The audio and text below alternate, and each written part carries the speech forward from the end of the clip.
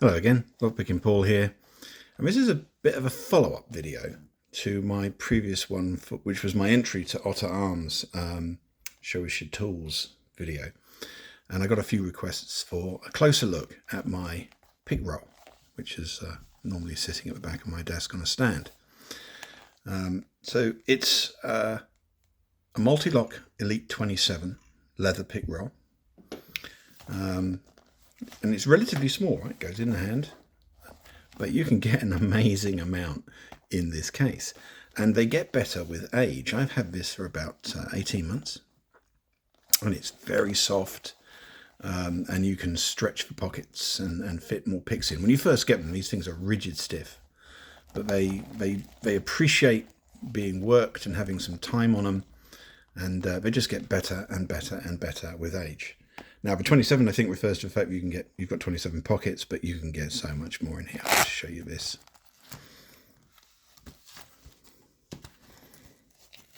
So that's what's in here. Now, what I thought would be interesting to do is pull each tool out. I'm going to do it quite quickly, because otherwise we'll be here all day. What I'm going to say first of all, and it's a big caveat, I've got a lot of picks in here. I use about 4 of them. Religiously for nearly every single lock. That said, every other tool in here has in some way aided my getting into a lock. So that's the golden rule. You don't get to go in the case unless I've used you to open a lock. But most of my focus, and certainly things today to talk about, would be the tensioners. That's where all of the innovation tends to be on my part with tool making.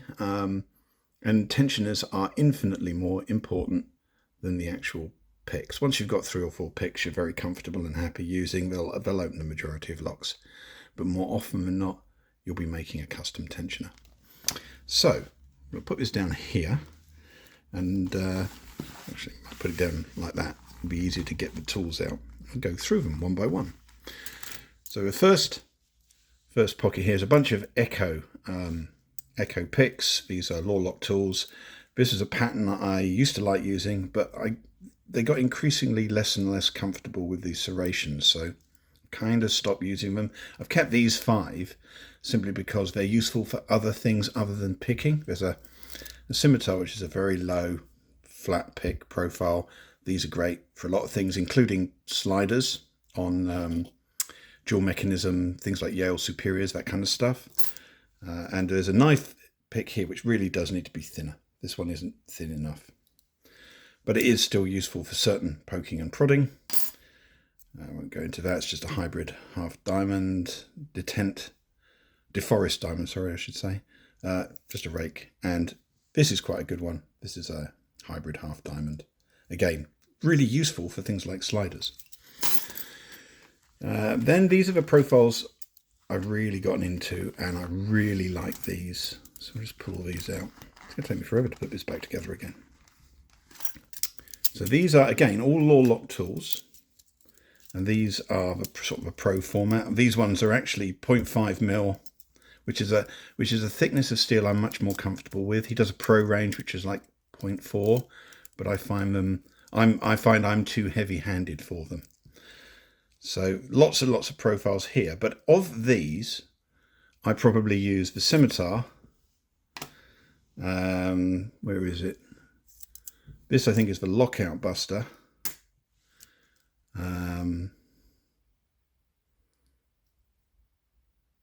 Which other one? Where is it?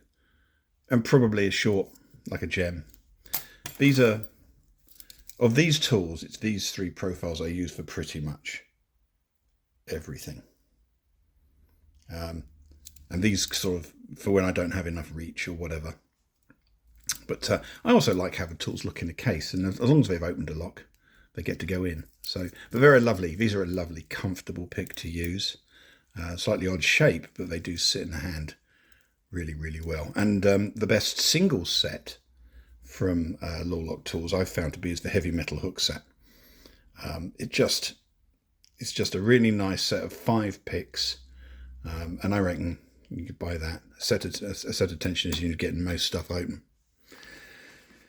We've got a set of Multipick dimple tensioners, I made a slight modification to one of them to get into a lock, but for the most part, they are standard, and they're best. They're best for dimple locks, pretty much. That's the 8, the 9, and the 10. So that's the tensioners there. Next slot along, a couple of rakes. The classic city rake, which is a great rake for many different locks. And then this one, which doesn't work in a lot of locks, but sometimes you need just a strange profile and it might get you in. This has done one or two locks. It's there because it's just an oddity. Then we've got, this is it's from my very first pick case. This was an odd pick that Southord included with its PX17 sets. It's like a diamond and a small rake on one end. Really not sure of the purpose of this, but it's good for padlocks. I found it works really well on small padlocks. So that's a interesting pick. Right, so lots of tensioners now. These ones here are all Southord tensioners.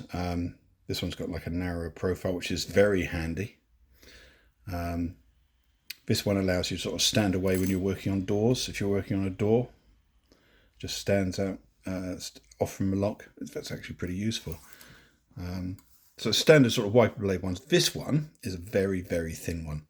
And these are just great because they're great on tiny locks. So they're good. Then right, this is a piece of wiper blade which I've converted to sort of stand off at an angle. I use this on wink houses a lot because of their strange keyway. That's quite good. Another bit of wiper blade, again for sort of strange padlocks. This one's got, I've narrowed it down and twisted it slightly just so it sits in the hand better. This one, and where's the other one? Let's see, there it is. These two here are for Brady slider locks. They both work in exactly the same way, but just one's made out of wire and the other one's made out of wiper blade. And if you've ever opened a Brady slider lock, you'll realise that A, the lock isn't that hard, but tensioning them is murder, and you do need a very specialised tensioner to do it. So both of these work a treat. There's actually a video on how to make this one. Okay, that's that. These three are Eurocylinder cam bypass tools. So they pass down the keyway into the cam mechanism, and you can turn, if it's a thumb turn, and you can turn the thumb turn with these on some locks, but they're all slightly different sizes. Again, there's a video on how to make those on my channel. Then we've got a few specialties and oddities in this lot.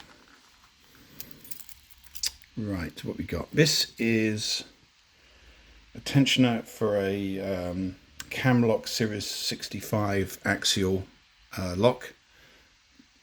Just needed a very specific profile. We've got an Allen key, which is the same size as you'll find on a lot of grub screws on locks. Just a useful thing to have. This is a tensioner for a Raylock tubular lock. Again, very specialized profile.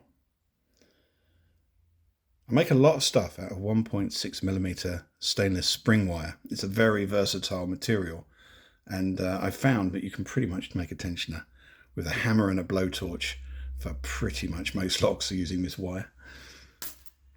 Another bit of wiper blade. This is a whopping great lug on the end of it. I think I used this to get into an old Ruco because it had countermill chambers, it had acid barrel spools, and a really wide keyway. And I just needed something that would just wedge into that keyway so I could float pick it.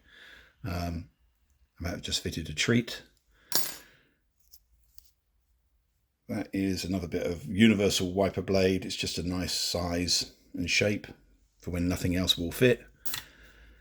What we got here? This is this is the tensioner I made for, it was a Eastern European padlock. You have to push the tensioner down the side of a keyway and brace on the carriage. And that just avoided all the mechanism and allowed me to actually pick the lock. And the actual pick for that lock is coming up later on. And we've got another piece of universal wiper blade tensioner, wide for certain locks. Works fine on those. Right, so then we've got, oh yeah. So these are 2 of the 3 picks that come in the SSDEV set. And one is the small pointy pick, and one is the deep hook. These are great profiles. I use the deep hook on Ingersolls, the Ingersoll 10 levers, and the small pointy pick is the 4th of the picks I use very, very frequently. And the reason for this is whilst it's got a delicate tip, it's got a really robust shaft. So if you've got a lock where you can actually get that shaft into the keyway on, it holds up really well. It's a fantastic pick, that. Double ball wake for wafer locks. Then we've got some Southords from one of my really early sets.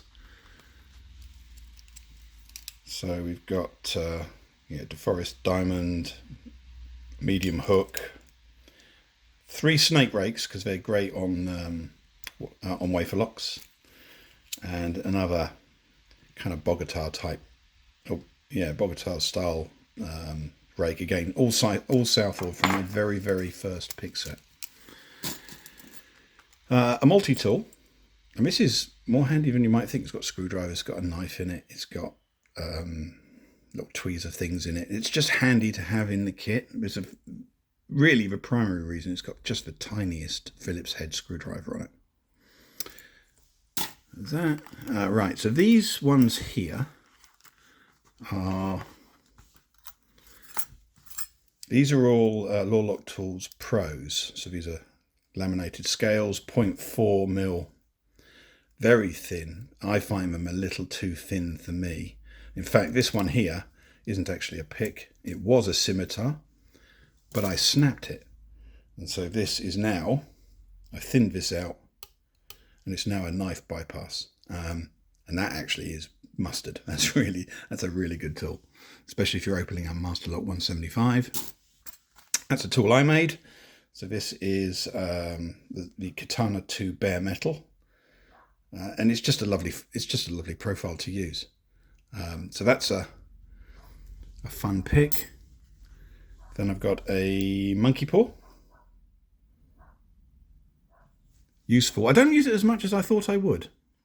Some people swear by them. I only use it. I tend to use them on things like medicos and things like that, for manipulating the angle of the pins. It's got that, because of that groove, it allows you sort of to pull and push. Then we've got a whole bunch of oddities. So these are all sort of various picks from various sets, which I've just found to be a useful set of profiles. There's a couple in here which were broken picks, these 2, which have been converted into tubular lock probes, straight down push probes, nice flat ends on them so you don't overset the pins. And these are all a mixture of Southord, Law Lock Tools, Valerian. There's an Echo in there, but just run of the mill. If I'm digging around with locks and I haven't quite got the right profile, I use one of these because they're all largely similar. Then we've got a key remover, key extractor, kind of handy to have, and this is quite useful. Works really well on Abus discus type padlocks. It's a half diamond, much underrated pick, I think. It's another Southord. Piece of mica shim for handcuffs, works a treat. A couple more Southord tensioners. These are the twisty bendy type. I tend to use these not on regular locks, but more on dimple locks. They work really well in dimple locks. I think it's a nice profile for those.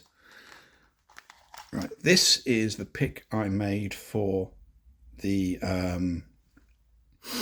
Eastern European padlock that I was talking about. So the one where you push down the side of a keyway, tension the carriage.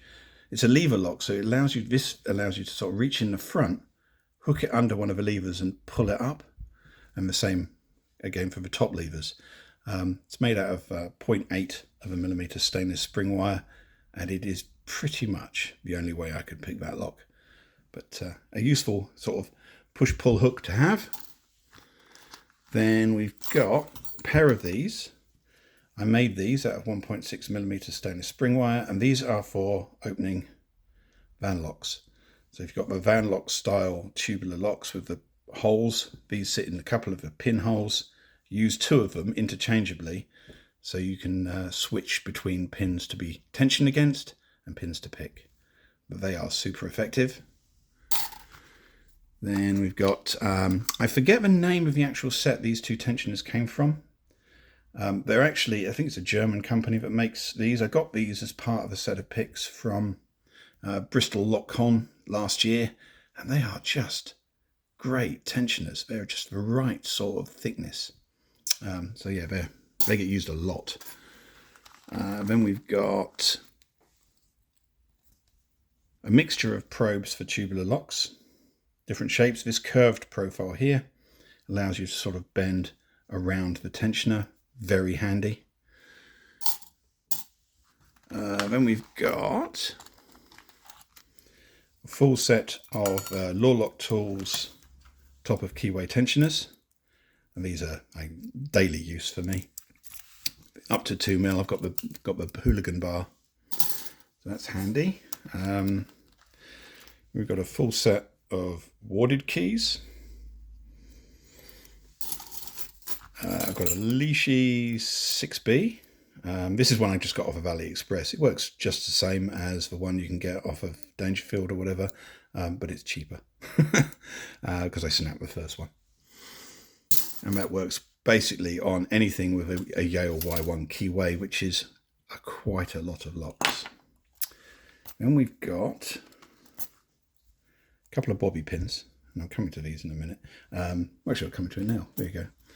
These are just great if you need to fashion a quick tensioner for a small lock. Bobby pins are the way to go. This is one I've made for doing just tiny locks, and these are great. These are super effective as a tensioner. Sometimes nothing else will do. Then we have, right, so we're starting to get towards gutting tools in a minute. This is a set of lever lock overlifters and bolt tensioners, 2 different sizes of bolt tensioner. They also double as a traveller's hook, so they're very effective at that. And these will get into sort of anything up to I think I've got into a 5 lever, but it wasn't a particularly secure one. It didn't have false gates or anti-pick notches. But these work on rim dead latches. They work on certainly 3 lever locks. Really effective. Nice to have in the kit when you've got nothing else.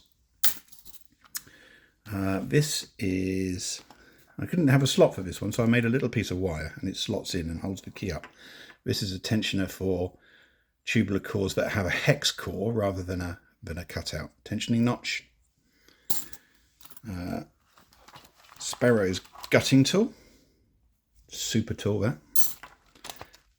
Piece of mica shim for slipping latches on inward opening doors. Then we've got a pair of Multipick dimple picks. And then the way I handle that is I made this tube, this piece of stainless tube. It's threaded on both ends. On this side, we've got loads of Multipick dimple heads, a mixture of things I've either made myself or bought from Multipick, an Allen key for changing them, and a hole and a stack of magnets. And these I use for lifting the interactive elements on avocets and things like that, where you've got a magnet in the actual lock or a pin element that needs to be lifted up. Use a magnet for that. And on the other side of this is, you can see it there, you need to hook it out, but I'm not going to do that now. That's string, and I use string for packing into both dimples and pin tumbler locks to bypass the trap pins, the rotational trap pins. If you pack enough of this string down a keyway, it'll stop the trap pins from entering the cylinder, and you can rotate the rotate the lock fully. This is another tensioner for hexagonal tubular lock cams. It sometimes works on things that don't need a lot of tension, but it's less useful than I would originally hope. But then again, that's why I made the key version. Then I've got, I'll see if I can show you this, in this front pocket here. It's not going to work. Oh, there you go. I've got a whole bunch of shims and a little hook device for pulling them out. I'm going to put those back because otherwise the shims go everywhere. I've got a couple of bits of stainless spring wire. This is 0.8 and 1.2 stainless spring wire, just for impromptu bending, poking and prodding. Tend to get used more than you might imagine. And always good to have in your kit. And then over here, getting towards the end, we've got a couple of homemade dimple rakes. These work on the cheaper, the lower end of the market. These are very effective. And then we've got a whole bunch of tubular lock tensioners. I've got a couple of homemade ones, a low profile one. I've got a deep one that goes into deep set locks. I've got a couple of goats, one standard one and one very heavily modified one, and a Multipick, which was sent to me by Jason34. Thank you very much. Phew! And that took way longer than I thought it was going to take, but there you go. Quite a lot more than 27 in this fantastic case, which nice and soft, and it stretches and you can add stuff too. So anyway, didn't intend to make a video quite that long, but there's a lot in here. Okay, well, I hope that didn't bore anybody. I went as fast as I could, and now I've got to put everything back in that case. Blimey. Anyway, hope you enjoyed that. That's it for tonight. Cheers.